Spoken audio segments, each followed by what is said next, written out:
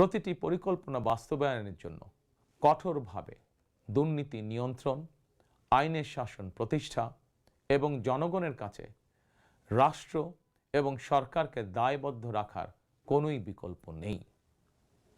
রাষ্ট্র পরিচালনায় আপনাদের সমর্থন পেলে দেশের আগামী দিনের সরকার হবে জনগণের কাছে দায়বদ্ধ। দেশে দুর্নীতি নিয়ন্ত্রণে যতটা কঠোর হওয়া যায়, বিএনপি সরকার ইনশাল্লাহ ততটাই কঠোর হবে। দেশে পুনরায় আইনের শাসন প্রতিষ্ঠিত হবে ইনশাল্লাহ।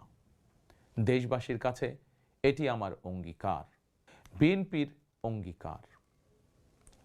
আপনাদের কাছে আমার অঙ্গীকারের কারণ আপনারাই বিএনপির সকল রাজনৈতিক ক্ষমতার উৎস।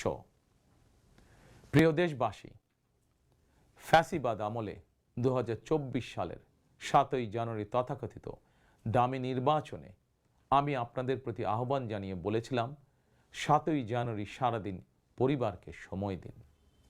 বর্তমানে ফ্যাসিবাদ মুক্ত বাংলাদেশে অনুষ্ঠিত জাতীয় নির্বাচনে এবার দেশবাসীর প্রতি আমার আহ্বান, আপনাদের প্রতি আমার বিনীত আবেদন, 12ই ফেব্রুয়ারি সারাদিন ধানের শীষে ভোট দিন।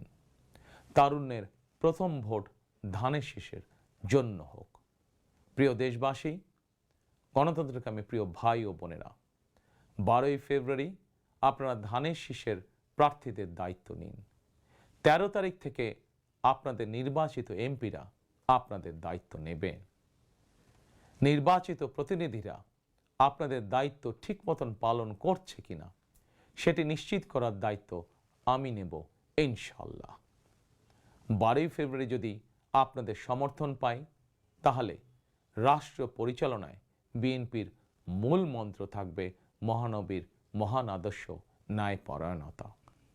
12ই ফেব্রুয়ারি জনগণের বাংলাদেশে জনগণের অধিকার প্রতিষ্ঠার এই দিনে আমি আল্লাহর দরবারে ধানের শীষের বিজয় কামনা করে আমার বক্তব্য শেষ করছি।